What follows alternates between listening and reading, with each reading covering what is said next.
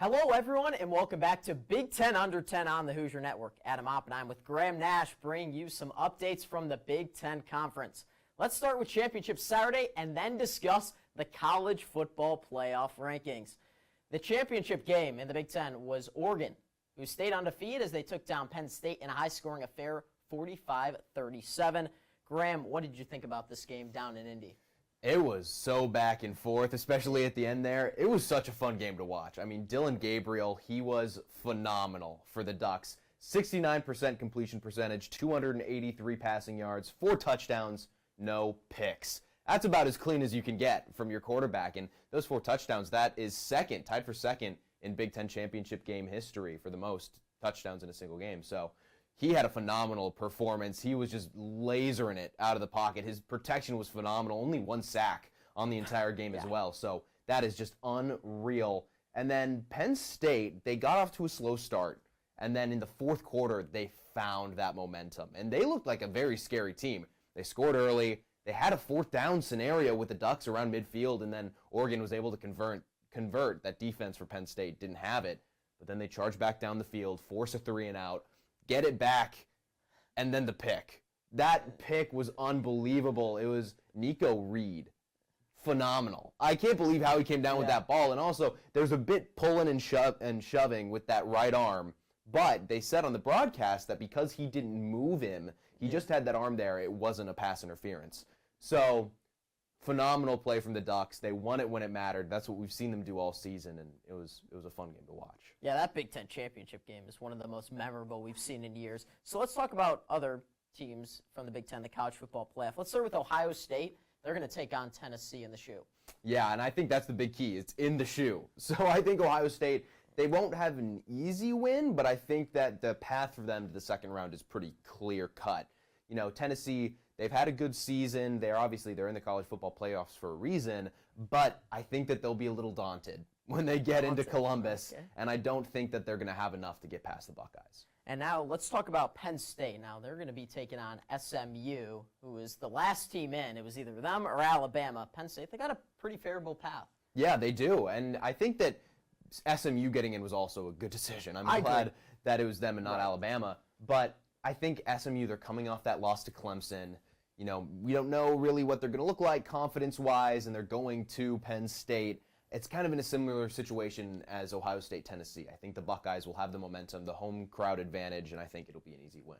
So you have Ohio State and Penn State. Now let's talk about the in-state rivalry. Indiana traveling to South Bend to take on Notre Dame. Yeah, it's going to feed families. That's going to feed families. It's going to be a fantastic game. Already heard so many Indiana fans are going to try to go. Tickets are pricey. Oh, man. Tickets are very pricey, so it won't be easy. But I think it's going to be a lot different than what we saw Indiana and Ohio State. I think the Hoosiers are a lot more prepared for what it's going to be like to go to a very talented team and try to win on their home field. You know, they looked very rattled in Columbus. So I think that because they have that experience, I don't think it's going to happen again. All right, last Big Ten team we're going to talk about, Oregon, who has a first-round bye. What do you think about the Ducks? I think the Ducks have a great chance. I think it's really setting up for Oregon, Ohio State to play each other again. I think if we think about it realistically, that's probably what's going to go down.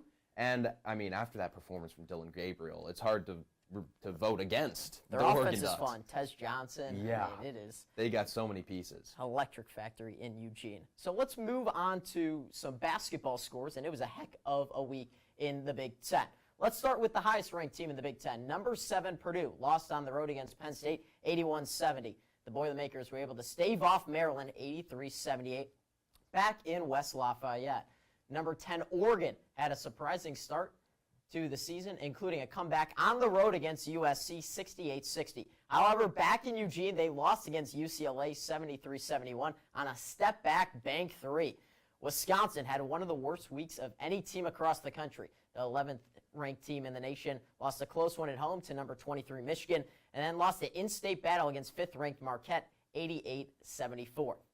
Illinois basketball was rolling until the number 17 team dropped a thriller in overtime against Northwestern, 70-66. 23rd ranked team in the land, Michigan beat not only Wisconsin, but also Iowa, 85-83 back in Ann Arbor. 25th ranked Michigan State destroyed two opponents, first against Minnesota 90-72, and then Nebraska 89-52. Graham, it was a phenomenal last week in the Big Ten. What stands out to you? I think the big thing is that no one's safe in this conference. I mean, the Big Ten, they're known for being the most physical when it comes to basketball, and I think the big thing we learned is that you're not safe when you're playing a Big Ten basketball game.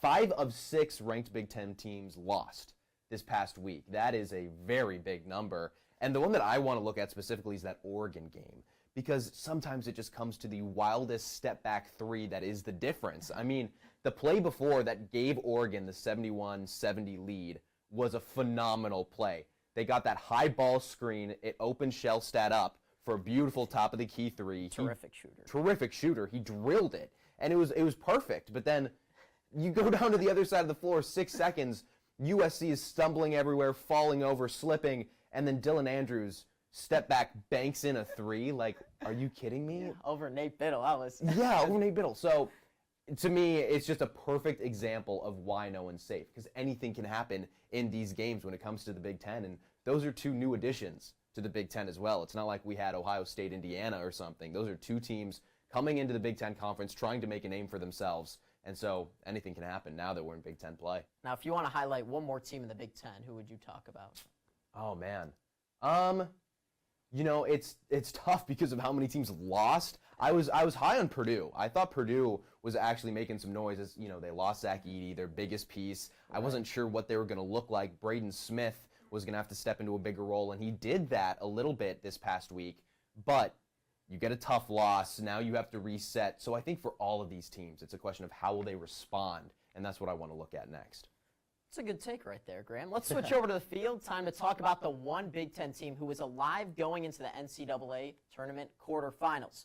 The Buckeyes, the number 1 seed, faced a seed Wake Forest.